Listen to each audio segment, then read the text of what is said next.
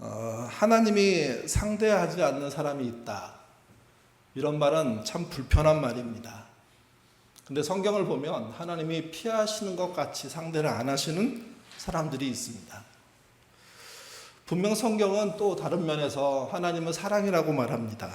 차별하지 않으시고 언제나 그들이 찾아오면 만나주시고 그들이 설령 죄인이라고 하더라도 그들의 형편과 처지를 살피는 분이 하나님이십니다. 그렇기 때문에 우리는 혼란을 겪습니다. 어떨 때는 적극적으로 오라고 하시는 그분이 어떨 때는 냉정하게 끊어버리는 모습을 보기 때문입니다. 어떤 사람을 상대하지 않을까? 또 어떤 사람을 상대하실까? 이 문제는 간단하게 구별할 수 있는 문제는 아니기 때문에 어렵습니다. 그럼에도 상대하지 않는 사람이 있다 하는 이야기가 오늘 본문의 이야기입니다. 오늘 설교를 들으시면서 내가 하나님이 상대하지 않는 조건을 갖고 있는 사람은 아닐까 하는 고민을 한번 해보시면 좋겠고요. 그런 것이 아니라면 적극적으로 하나님께 나아가는 분이 되셨으면 좋겠습니다. 하나님이 사람에게 직접 나타나시거나 말씀하지 않으십니다. 아까 나타나서 만나주지 않으십니다. 그래서 대면했다는 이야기 자체가 이렇게 성립되는 경우가 그렇게 흔하지 않습니다. 하나님 만났다고 하면 환상으로 보았거나 아니면 말씀으로 들었거나 아니면 말씀으로 또는 환상으로 본 사람의 이야기를 전달 들었거나 이런 식의 이야기가 성경에서 하나님을 만나는 방법이라고 말할 수가 있습니다. 왜 그럴까? 그것은 사람들의 죄성 때문입니다. 하나님의 거룩함과 인간의 죄성이 충돌하면 피해를 입는 쪽은 하나님이 아니고요, 사람입니다. 이런 피해 입는 상황들을 하나님은 피하시기를 원하시는 분이기도 하고 동시에 극복할 수 있는 예외의 방법들을 열기도 하십니다. 하나님이 예외적으로 사람들을 만나려고 했던 시도가 등장하는 이야기가 출애굽기 20장에 나옵니다. 출애굽한 이스라엘 사람들이 광야의 생활을 하면서 혼란을 겪습니다. 그리고 문제를 일으킬 때마다 하나님을 원망하고 모세를 원망하죠. 그리고 심지어 애굽으로 돌아가고 싶다고, 그때가 더 좋았다고, 잘 먹고 잘 살았다고 그런 말까지 막 해댑니다. 하나님은 그들과 관계를 다시 수립하고 싶으셨습니다. 출애굽해가지고 홍해를 건너서 애굽의 장수들이 수장된 그 정도의 모습이 아니라 이제 하나님을 만나서 그분이 누구이며 또 그분이 보내 앞세운 모세가 누구인지, 그리고 하나님과 이스라엘의 관계, 모세와 이스라엘의 관계를 재정립하고 싶어서, 정체성을 확립하고 싶어서 하나님이 사건 하나를 만드십니다. 그게 시내산 앞에서 이스라엘이 하나님을 만나는 그 날을 정하신 겁니다. 광야임에도 불구하고 이스라엘은요, 목욕을 했습니다. 또 옷을 빨아서 입었습니다. 그리고 사람으로서 거룩지 못한 모든 행동을 금하며 며칠을 지낸 후에 하나님을 만나기 위해서 나아갑니다. 그것이 시내산 앞인데 만나러 나가는 그때 문제가 생깁니다. 하나님이 다가오신다는 것을 느낄 수 있는데 그 느낌이 불안합니다. 왜냐하면 성경은 그 다가오심을 천둥, 번개, 폭우, 나팔 소리로 표현하고 있기 때문입니다. 생각해보면 이 접근은 그럴 수 있는 거죠. 하나님이 권능과 능력과 은혜와 놀라움들이 자연 현상으로 드러날 수 있으니까 그럴 수 있었습니다. 근데 공교롭게도 출애굽한 이스라엘 사람들이 살았던 그 지역에서 봤던 불행한 일들에 대한 이야기 속에 이 사건이 연루되어 있다는 겁니다. 이스라엘은 애굽 땅 나일강 삼각주에 있는 고센이라는 곳에서 살았습니다. 비옥한 땅입니다. 농사도 잘 되고 짐승도 잘 키울 수 있고, 또 이방인 입장에서 애굽 사람들을 만나지 않고 살 수 있는 이 땅은 정말로 괜찮은 땅입니다. 근데 문제가 하나 있습니다. 상류 지역에 큰 비가 내리거나 또는 애굽에 큰 비가 내리게 되면 나일강은 범람하게 되어 있습니다. 범람하는 땅 안에 살고 있는 사람들이기 때문에 이 문제는 생사가 걸린 문제입니다. 어마어마한 천둥과 번개가 치고 폭우가 쏟아지면 나팔 소리가 들리게 되고요. 또 봉화처럼 연기로 신호가 올라오기 시작합니다. 탈출하라는 겁니다. 이걸 초기에 잘못해서 많은 이스라엘 사람들이 고센에서 죽은 경험들이 있기 때문에 이 일은 작은 일이 아니라 큰 일로서 탈출하는 신호가 되는 겁니다. 그런데 공교롭게도 하나님의 오심이 그 천둥과 번개와 그리고 폭우와 나팔 소리와 연기로 표현되고 있다는 게 출애굽기 20장의 모습이라는 거죠. 이스라엘이 겪고 있는 고센의 집단 트라우마가 일어납니다. 그리고 경악하게 되고요. 그래서 그들이 하나님을 만나는 것 자체를 거부하죠. 같이 보겠습니다. 출애굽기 20장 18절부터 19절입니다. 읽겠습니다. 뭇 백성이 우레와 번개와 나팔 소리와 산의 연기를 본지라 그들이 볼 때에 떨며 멀리 서서 모세에게 이르되 당신이 우리에게 말씀하소서 우리가 들으리이다. 하나님이 우리에게 말씀하지 말게 하소서 우리가 죽을까 하나이다. 가장 두려운 모습으로 하나님이 다가오신 겁니다. 이걸 도대체 어떻게 설명해야 할까 참 고민되는 부분입니다. 여러분 생각해 보십시오. 여러분이 하나님을 직접 만나기로 했는데 여러분이 가장 싫어하는 모습으로 온다면, 가장 상처가 되는 모습으로 온다면 만나실 수 있으실까요? 이건 미스테리입니다. 아니 이왕 만나려고 하면 좋은 모습으로, 충분히 흠모할 모습으로, 다가가기 좋은 편한 모습으로 와야 되는데 그때 하나님은 그렇게 오시지 않았습니다. 그들의 집단 트라우마가 드러날 정도의 사건으로 그분이 다가오신 겁니다. 이 부분에 대한 신학자들의 명쾌한 설명은 없습니다. 대부분 이 부분을 왜 넘어가는지 잘 모르겠습니다. 근데 어쨌든 그들의 상처난 그 부분이 덧나는 형태로 하나님을 만나게 됐는데 하나님의 그 만남은 결국은 무산된 거죠. 그 이후 하나님이 집단적으로 이스라엘을 만나는 사건은 없습니다. 유일한 기회였는데 그 기회가 날아간 겁니다. 일반적으로 정상적인 사람이라면 하나님 앞에서 당당할 수 없습니다. 하고 싶은 질문 마음껏 할 수 없습니다. 왜 그러냐 하면 하나님 자체가 거룩한 분이고 그분 앞에 우리는 두려움을 느낄 수밖에 없기 때문입니다. 다니엘에서 보면 다니엘이 그분을 만난다는 장면을 이렇게 표현합니다. 온몸에 힘이 빠졌고 깊은 잠이 들었다. 일종의 회피입니다. 하나님을 만나야 되는 시간에 잠이 들어버린다는 표현은 도망가고 싶은 그 욕망을 표현하고 있는 거죠. 이사야는 어떻습니까? 화로다. 나여 망하게 되었도다. 하나님을 만나는 것을 내가 개인적으로 쫄딱 망했다는 표현으로 쓰고 있는 겁니다. 구약만이 아닙니다. 신약에서도 그런 장면이 벌어지는데요. 변화산에서 변형되는 예수님의 모습을 본 제자들은요, 기뻐 날뛰지 않았습니다. 나중에 보면 거기서 내려가지 말자고 얘기는 하지만 처음 만났을 때요, 심히 두려워하여 땅에 엎드려집니다. 엎드리고 싶어서 엎드린 게 아니라 엎드릴 수밖에 없는 상황을 만난 겁니다. 하나님의 거룩함과 죄가 만나면 죄는 파괴되기 때문에 그 죄인은요, 죽은 상태가 될 수밖에 없습니다. 아니, 죽을 수밖에 없습니다. 그래서 하나님을 대면하면 죽는다 하는 말들이 이미 성경 안에 곳곳에 퍼져 있는 말이 되는 거죠. 루터교회 신학자인 루돌프 오토라는 분이 이 현상을 누미노제라고 설명했습니다. 종교는 윤리적이고 교리적인 것만으로는 부족하다. 거룩함에 대한 직접적인 체험이 필요하다. 누미노제는 하나님 앞에 피조물이 서 있는 그 현장을 서 있는 것이고 그 서 있는 순간 자신이 얼마나 부족하고 나약하고 죄덩어리인지를 뼈저리게 체험하는 걸 말합니다.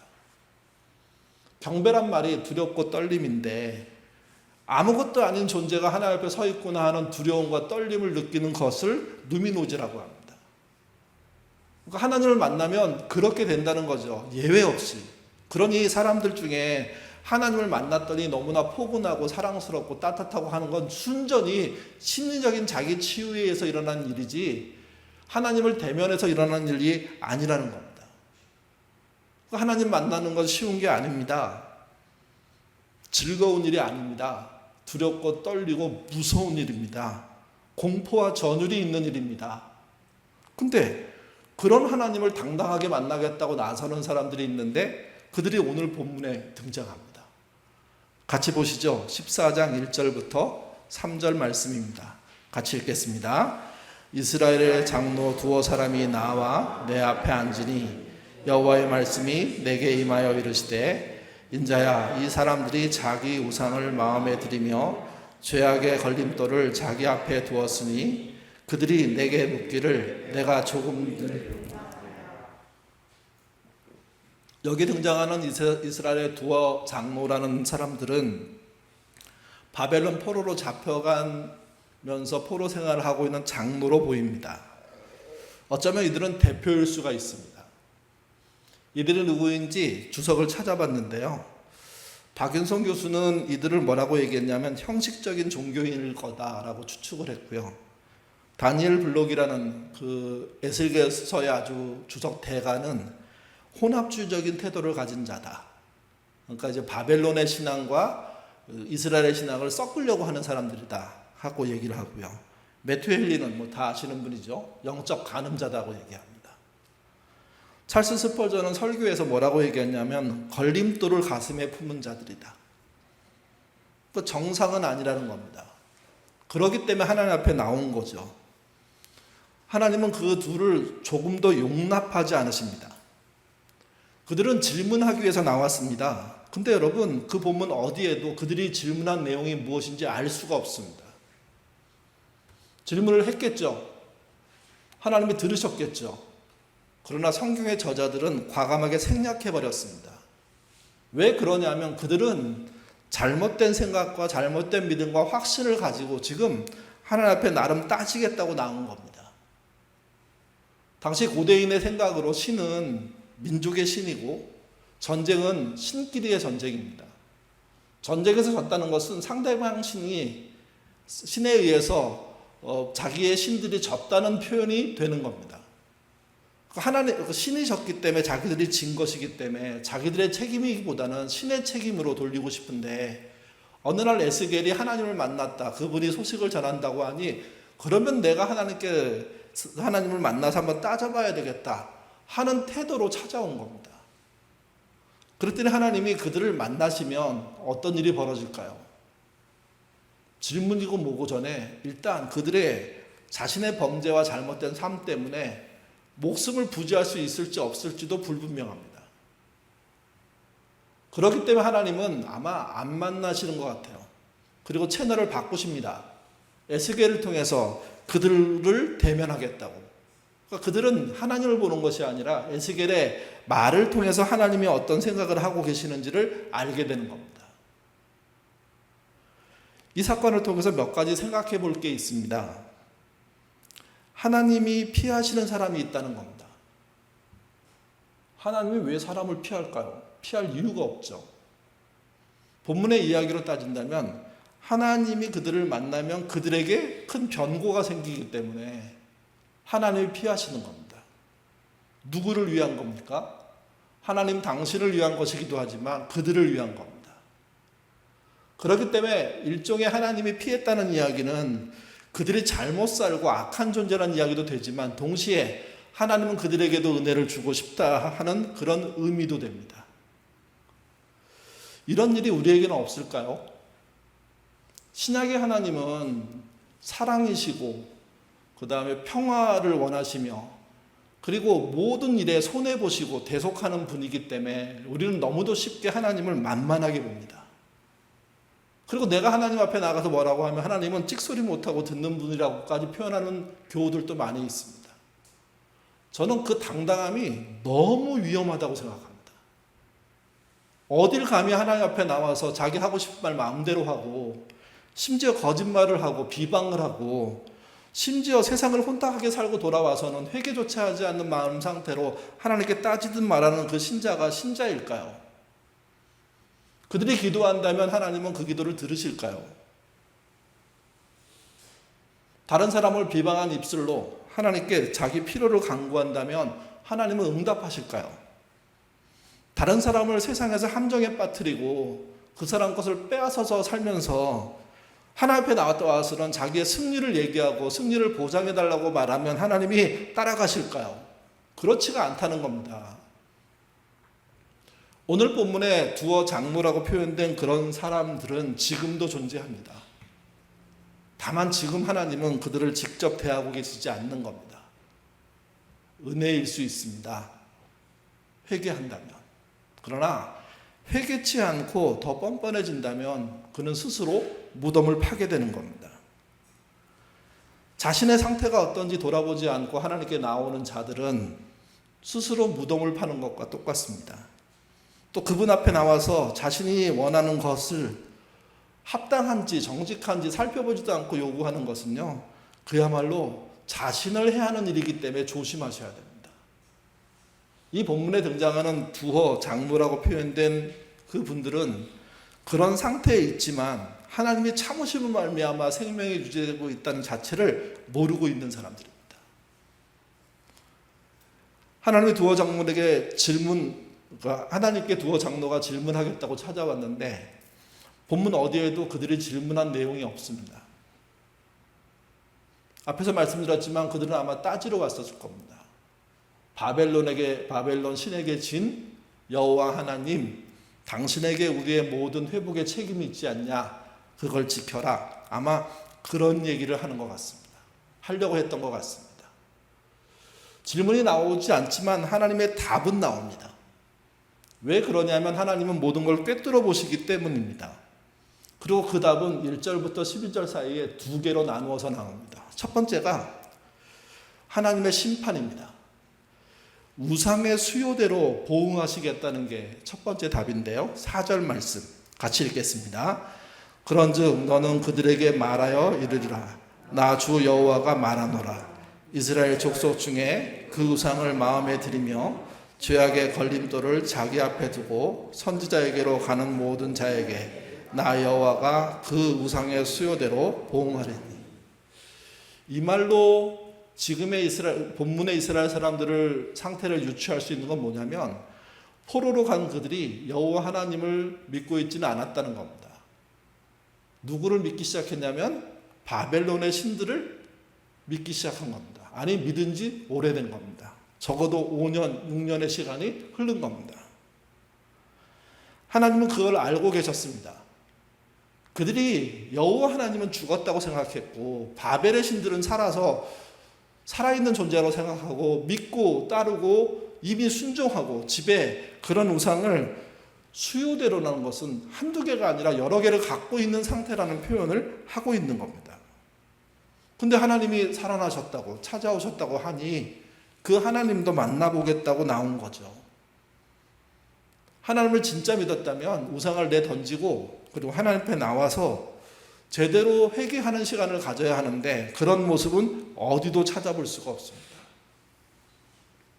하나님의 강력한 능력이 나타나지 않을 때 사람들은요, 많은 사람들이 한 행동을 쫓아가는 것이 안전하다고 생각합니다.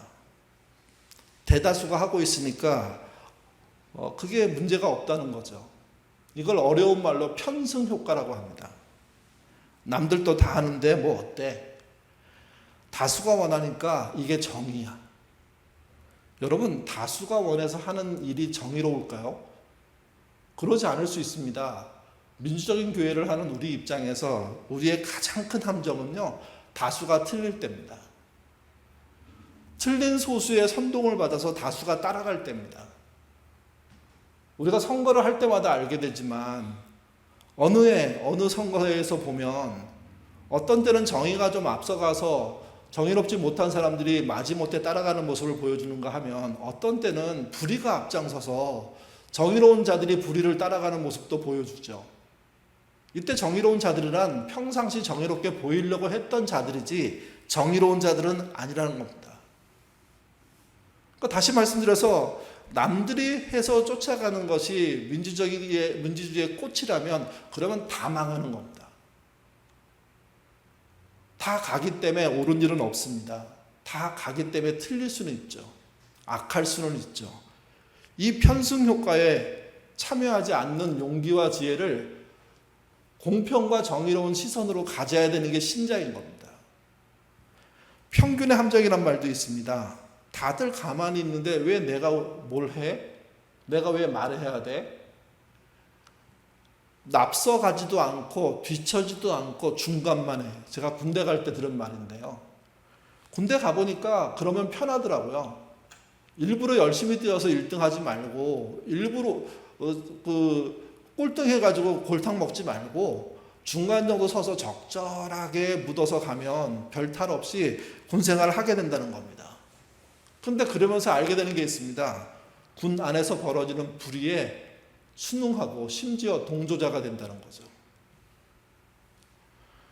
편승 효과나 평균의 함정에 빠지지 않는 게 신앙입니다. 홀로 남는다고 하더라도 의의 길을 가려고 애쓰는 게 신자의 삶인 겁니다. 남들 다 가는 길 가면서 나는 괜찮아 남들이 가니까 하라고 생각하는 순간 이제 끝난 겁니다. 그들을 향한 하나님의 말씀은 하나님이 냉정하게 보응하시겠다는 겁니다. 그리고 그 보응의 실제 값을 뭐라고 얘기했냐면 우상의 수요대로. 이 말은 우상의 숫자대로라는 뜻도 되고요. 동시에 우상을 의지하면서 살았던 시간들의 총량을 말하기도 하는 겁니다. 그만큼 해야 된다는 거죠. 전에도 말씀드렸죠. 저희가 건제라는 제사에 대해서 말씀드릴 때 그 제사의 가장 큰 특징이 피해를 입힌 것의 20%를 더 얹어서 보상하는 거라고 말씀을 드렸습니다. 물질이면 100을 피해를 줬다면 120을 보상하면서 사과하고 뉘우쳐야 되는 거죠. 인터넷 시대에 우리가 글이라는 것을 SNS에 씁니다. 그게 여러분 거짓말이고 특별히 의도적인 거짓말이었다면 이거 속건제의 차원에서는 120% 똑같은 양 이상의 20% 더 많은 댓글을, 더 많은 글들을 세상에 공개함으로 내가 틀렸습니다 하고 그렇게 말을 해야 되는 겁니다. 문제는 이겁니다. 그런 회개를 안 한다는 거죠. 회개는 단순, 명료하게, 짧게 끝내고 하나님께 따지고 묻고 얻고 싶은 것에서는 집요하게 하는 게 신앙이 되는데 그게 우리가 갖고 있는 함정이라는 겁니다. 모두가 그렇게 하니 우리도 그렇게 하면 된다고? 아닙니다. 저는 SNS상에 거짓을 퍼날랐던 모든 것의 120%를 제가 잘못했습니다로 채워야 된다고 생각하는 사람입니다. 그래서 내 명예가 실추된다면 그 실추를 받아들이는 것이 신자여야 되는데 그런 사람들이 없다는 거죠. 하나님은 이 우상의 수요대로 하는 하나님의 보응에 대한 말씀을 이렇게 마무리 짓습니다. 7절, 8절 말씀 같이 읽겠습니다. 이스라엘 족속과 이스라엘 가운데 거류하는 외국인 중에 누구든지 나를 떠나고 자기 우상을 마음에 들이며 죄악의 걸림돌들을 자기 앞에 두고 자기를 위하여 내게 묻고자 하여 선지자에게 가는 모든 자에게는 나 여호와가 친히 응답하여 그 사람을 대적하여 그들을 놀라움과 표징과 속담거리가 되게 하여 내 백성 가운데서 끊으리니 내가 여호와인 줄을 너희가 알리라. 끝까지 평균에 숨어서 끝까지 편승 효과에 숨어서 지낸다면 결국 심판받는다는 얘기입니다. 두어 장로에게 한 말이지만 이스라엘 전체에게 한 말이라고 봐도 틀림이 없습니다. 질문도 듣지 않으시는 그분이 명확하게 말씀하시는 겁니다. 너희가 한 우상의 시간대로 심판하시겠다고. 그러니 돌아오란 얘기 말고는 답이 없는 거죠. 두 번째는 징계는 파멸을 위해서가 아니라 백성이 돌이키기 위함이라는 이야기를 하십니다. 저는 이 하나님의 말씀이 가장 은혜롭기도 하면서 가장 우리가 오해를 잘하는 말씀이라고 생각합니다. 11절 말씀 같이 읽겠습니다. 이는 이스라엘 족속이 다시는 미혹되어 나를 떠나지 아니하게 하며 다시는 모든 죄로 스스로 더럽히지 아니하게 하여 그들을 내 백성 삼고 나는 그들의 하나님이 되려 함이라. 주 여호와의 말씀이니라. 가장 궁극적인 목적은 그 타락한 존재의 하나님이 되시고 싶은 거예요. 그 회복을 자신이 주도하고 싶은 거예요. 그러니 따라오라고 하시는 거예요. 근데 따라오는 사람들의 입장에서는 저 따라갈게요 말하면 되는 게 아니라는 겁니다. 실제 따라가야 되는 겁니다. 실제 아까 말한 속건제를 완료해야 되는 겁니다. 물론 120 완전히 따져가지고 명쾌하게 120 그렇게 못할 수 있습니다. 그러나 최선을 다해서 자신의 잘못을 뉘우치고 회개하는 일에 대해서는 자신이 해야 되는 거죠. 그거 없이 하나님이 회복시킨데 나의 하나님이시래 하고 넙죽 들어갈 수 있다고 생각하는데 그건 안 된다는 겁니다. 이 응답을 제대로 못하기 때문에 파멸이 오는 겁니다. 지난 주일인가 말씀드렸죠. 유혹하고 선동하는 사람만 하나님의 심판을 받는 게 아니라 유혹당한 사람들, 선동당한 사람들도 심판을 받는다고요. 나라가 망하는 이유는 유혹된 사람이 있기 때문이 아니라 그 유혹에 선동당한 사람들이 많기 때문입니다. 그게 대세면 피할 방법이 없기 때문에 망하는 겁니다. 이 대세를 어떻게 무너뜨릴 수 있습니까? 개인이 회개하고 자기의 삶으로 120% 갚아나가는 삶을 살 때 그러면 그 땅은 다시 회복할 수 있는 기회를 얻는 겁니다. 가정이든 일터든 관계없습니다. 이 법칙은 통하게 돼 있고 이 법칙은 하나님이 정하신 겁니다. 근데 우리는 구약적인 사고라는 말로만 다 덮어버리고 신약은 그냥 말로만 회개하면 돼 라고 생각하고 있는 거죠. 그렇지 않습니다. 그렇기 때문에 망하는 거고요.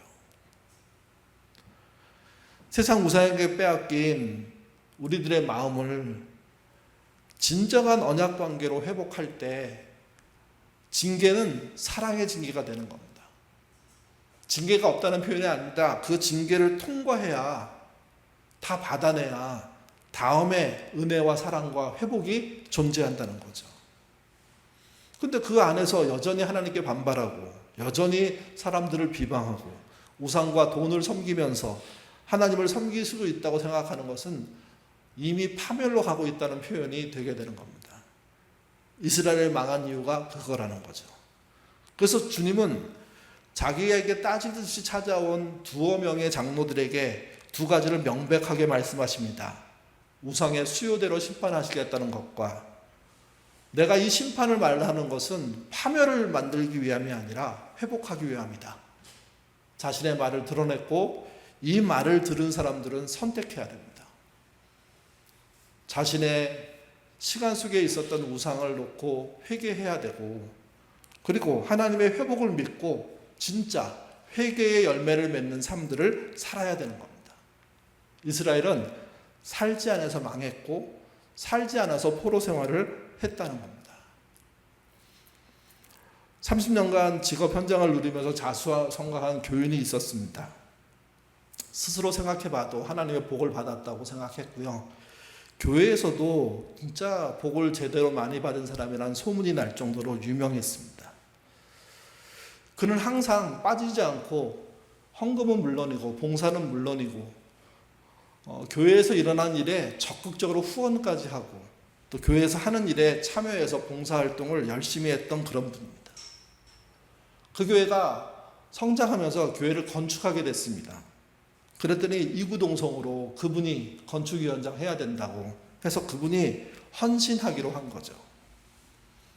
그에게는 사업도 잘 돼서 자기가 하나님의 복을 받았던 칭찬으로 이해했고 교회에서도 인정받아서 진짜 큰 복을 받았다고 생각했으며 또 진짜 자기의 자부심을 높여줬던 것은 세 자녀가 소위 명문대학에 진학하고 그리고 그 좋은 전문가들이 되는 코스들을 잘 하고 있었기 때문입니다. 그러니까 주변 모든 사람들이 뭐 전후, 좌우, 앞뒤, 위아래로 봐도 이분은 존경받을 만하고 대단한 신앙의 소유자라고 칭찬이 넘쳐났습니다. 근데 그분의 명성에 금이 가는 일이 발생했습니다. 막내 아들이 성악을 전공했는데 성악을 공부하러 유학 가 있는 상태였는데 심각한 우울증에 빠진 겁니다. 슬럼프에 빠진 겁니다. 그리고 자기랑 상의도 하지 않고 어느 날 귀국해버렸습니다. 그 학기를 뭐 이렇게 휴학합니다 이런 것도 아니고 그냥 다 엎어버리고 돌아와 버린 겁니다. 어느 날 저녁에 집에 들어가니까 막내 아들이 들어와 있는 거죠. 그래서 왜 왔냐 그랬더니 말도 하지 않고 문을 걸어 잠그고 무언가 심각한 일이 벌어지는데 부모로서 자기가 모르겠던 상황이 된 거죠. 그리고 한 10여일이 지난 다음에야 아내가 구체적인 내용을 알게 되었고 그래서 남편에게 얘기해 줬습니다. 그때 그가 오늘 본문에 등장한 두어 장로들처럼 하나님께 금요 기도회 때 나가가지고 따졌습니다. 내가 뭘 잘못했냐고, 11조를 안 냈냐고, 남들이 하는 헌신을 안 했냐고, 교회에서 하라는 모든 일을 최선을 다해서 했고 심지어 건축위원장으로 사제까지 털어서 교회를 지금 건축하고 있는데 하나님 나한테 이러시면 안 되는 거 아니냐고. 그 원망이 큰 예배당 전체를 쩌렁쩌렁 채웠습니다. 그 말을 주변에서 들은 사람들이 야 저분이 저렇게 화를 내면 하나님이 잘못했겠네 라고 생각할 정도로 반응이 뜨거웠습니다. 그리고 그 기도를 다들 중계하듯이 스스로 말하는 거니까 옆에 앉아서 다 들었던 거죠. 간절히 기도하니까 막내 아들의 문제가 풀려가지고 아이는 돌아가고 공부를 시작하고 그럴 것 같았는데 아이는 그러지 않았습니다. 오히려 성황만 하지 않게 해준다면 나머지는 성실하게 하겠노라고 부모를 더 긁어버리는 거죠. 하나님께 몇 주를 따졌습니다. 응답이 없습니다. 근데 어느 날 꿈을 꿨습니다. 꿈이란 방식이 과연 하나님의 계시가 될 수 있는지 저도 잘 모르겠지만 그분은 그렇게 얘기합니다. 자기가 꿈속에서 사업으로 열심히 성공하는 모습이 드러나더래요. 근데 그 끝은 꼭 뇌물에 의한 성공이라는 게 드러나는 겁니다. 자기도 잊었던 장면들이 눈앞에 확 드러나는 거죠. 또 다른 꿈에서는 경쟁업체들의 비밀을 빼내는 부당 행위에 동조하고 그것을 돈으로 사서 이기는 그런 장면도 확인하게 됩니다. 또 없는 사실을 만들어 비방했던 과거의 전력이 꿈을 통해서 확인됩니다. 자신은 회개했다고 생각했고 다 덮었다고 생각했는데 하나님이 하나하나 보여주는 것 같았습니다. 사업을 하면서 부정한 자들과 손을 잡고 종이롭지 못한 그런 조작들을 10여 차례 했던 그것도 기억나게 하십니다. 그래도 그가 회개하지 않고 돌아오지 않자 또 어느 날 꿈에 자신만 빼고 아내와 세 자녀 모두가 자신의 부정함과 악함 때문에 큰 어려움을 당하고 있다는 것을 알게 됩니다. 그는 꿈이니까 사실이 아닐 거라고 생각했고 좀만 버티면 상황이 나아지고 회복될 거라고 생각한 겁니다. 근데 어느 날 그게 그 꿈의 마지막인데 새벽에 꿈을 꾸었는데 자신이 완전히 망했다는 상황이 눈앞에 전개되는 꿈을 꾸게 됩니다. 그 장면 앞에 너무 충격받아가지고요. 그가 아내와 따로 방을 쓰고 있었는데 혼자 침대 밑에 쪼그리고 앉아서 펑펑 아침 내내 울었던 거죠. 큰 소리로.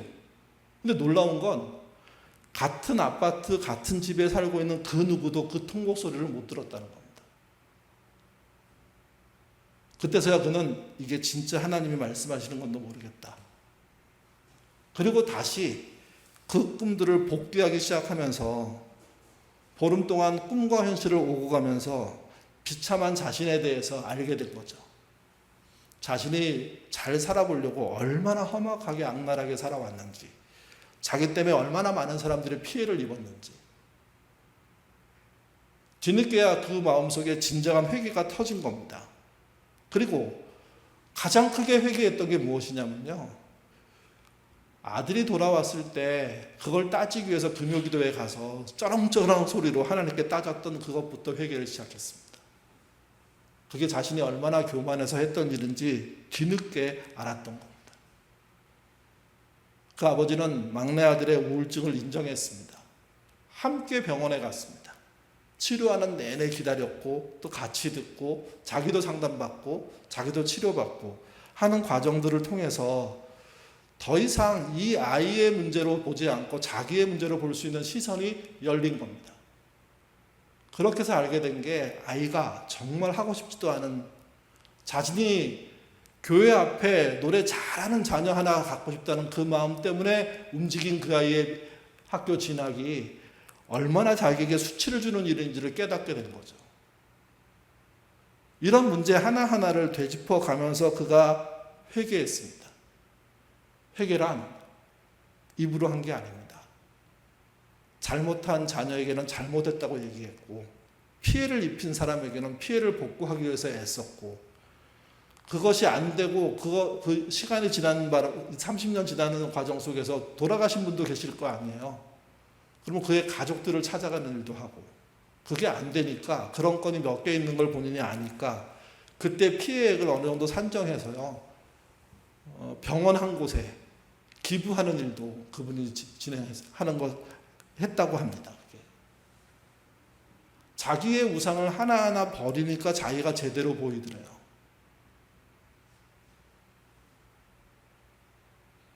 그리고 나서 주님 앞에 서보니까 질문할 게 없답니다. 자기의 모습밖에 원망할 이유도 없이 그렇게 회복했노라고 그가 고백하는 이야기를 들었습니다. 여러분, 우리는 너무도 쉽게 회개합니다. 그리고 너무도 쉽게 하나님께 심지어 누명도 씌워버립니다. 그리고 평균이라는 것에 편승해서 세상의 중간 정도 하면 됐지라는 것에 숨기도 한다는 거죠.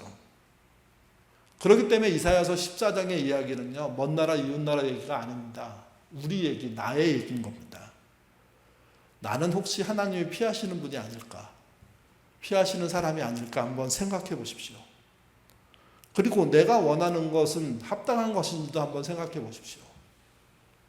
내가 열심히 기도하고 있는 그것이 진짜 하나님이 들으실 만한 것인지 아니면 내 욕심인지 하나님께 무언가를 책임지우려고 하기보다는 하나님의 답을 안 내놓으면 하나님이 틀린 것처럼 만들어 보기보다는 오히려 내가 잘못해서 문이 막혀 있지는 않은지 돌아보는 신자가 되셔야 됩니다. 바벨론에게 이스라엘이 망한 것은요, 하나님 때문에 망한 게 아닙니다. 자기들의 죄악 때문에 망한 것이고 하나님은 망하지 않게 하기 위해서 선지자들을 통해서 얼마나 노력하셨습니까? 또는 직접 노력하셨습니까? 그 모든 것을 거부한 결과라는 거죠. 우리도 똑같다고 저는 생각합니다. 우리에게 닥쳐오는 불행과 어려움들이 그저 우연히 발생한 사고이면 저는 좋겠습니다. 그렇지 않고 내가 쌓아온 잘못된 삶에 의한 결과라면 그것은 제대로 된 회복의 수순들을 겪어야 하는 겁니다. 내가 사용했던 우상의 수요만큼 충분히 회개하고 하나님께 나아갈 때 하나님은 미쁘시고 의로우사 우리를 회복하시며 우리가 다시 한번 당신 앞에 제대로 모습으로 설 수 있도록 도와주시는 분이 하나님이시는 거죠. 그 하나님을 의지할 줄 아는 그런 눈으로 본문을 볼 줄 아는 저와 여러분 되시기를 주님의 이름으로 부탁드립니다. 기도하겠습니다. 때때로 내 자만을 봅니다. 나는 괜찮은데 세상이 잘못된 것처럼. 때때로는 내 비난에 나를 비난하는 소리를 듣기도 합니다. 그 비난의 소리의 내용이 틀리다면 괜찮은데 맞을 때가 있다는 것이 참 마음 아플 때가 있습니다. 그럴 때 하나님, 비난하는 사람을 공격하기보다는 나의 죄를 돌아볼 줄 아는 신자 될 수 있도록 주님 인도하여 주옵소서. 비난의 내용이 그저 비난이 아니라 사실이라면 그 사실을 놓고 내가 회개할 때 내 삶이 바뀐다는 사실을 잊지 않는 신자 되도록 인도하여 주옵소서. 또한 기도합니다. 하나님 뜻으로 제대로 살지 못하면서 이룬 좋은 성과들에 대해서 냉정하게 나를 돌아보는 그런 신자 될 수 있도록 인도하여 주옵소서. 잘못된 그런 길을 걸었음에도 불구하고 좋은 결과가 있었다는 것은 하나님이 지켜줬다는 뜻이 아니라 우리가 하나님과 멀어졌다는 뜻입니다. 그 자리를 내려놓고 돌아갈 줄 아는 그런 신자 되도록 인도하여 주옵소서. 또한 저희가 자녀들을 키울 때도 잘못 키울 때가 너무도 많습니다. 그 잘못으로 자녀들이 어려운 시간들을 겪기도 합니다. 그런 잘못이 깨달아질 때 그 잘못 때문에 고생한 아이들에게 사과할 줄 아는 신자 되도록 인도하여 주옵소서. 때때로 부모의 신앙이 좋다고 함에도 불구하고 자녀들에게 신앙이 없는 경우들이 있습니다. 우리의 아픔이고 우리의 절망입니다. 그러나 주님, 그 원인을 교회에서 다른 사람에 의해서 찾기보다 나를 통해서 찾는 용기를 갖도록 인도하여 주옵소서. 다른 사람에 의해서 떠난 신앙은 내가 돌이킬 수 없습니다. 물론 나를 통해서 기회가 오겠죠. 그러나 나를 통해서 떠난 신앙은 나만 돌이킬 수 있습니다. 내가 그 문제에 천착해서 그 아이의 믿음의 복귀를 위해서 신중하고 성실하게 최선을 다하는 그런 믿음의 사람들 되도록 인도해 주시고, 내 문제도 아니고 또 우연히 벌어진 다른 문제라면 하나님의 은총만을 기대하며 아이에게 성실한 부모로 살아가는 모습으로 채우는 신자 될 수 있도록 인도하여 주옵소서. 모든 방법에 하나님의 뜻이 있고 길이 있습니다. 그리고 회복된 결과가 있을 것입니다. 그 일을 위해서 끝까지 기다리는 우리의 부모의 믿음 되도록 주님 인도하여 주옵소서. 오늘의 어버이날입니다. 어버이를 향한 효도가 강조되는 날이지만 어버이로서의 자식 사랑도 강조되는 날이라고 생각하고, 부모인 우리는 우리의 자녀를 위해서 어떻게 사랑하고 행동할까를 생각하는 이 날 될 수 있도록 인도하여 주옵소서. 마지막으로 간구합니다. 잘 교회 다녔다가 떠난 아이들이 돌아오기를 원합니다. 나의 부주의였다면 내게 회개함으로, 그런 것이 아니라 다른 사건에 의해서라면 그 사건을 풀어주신 하나님의 은혜가 이 시간 임재해서 그 능력과 그 은혜로 회복되는 날이 가까이 오도록 주님 역사하여 주옵소서. 그리고 함께 예배드리고 함께 신앙생활하는 그 모습이 현실로 이루어지는 은혜 있도록 도와주시옵소서. 감사하며 예수님 이름으로 기도드립니다. 아멘.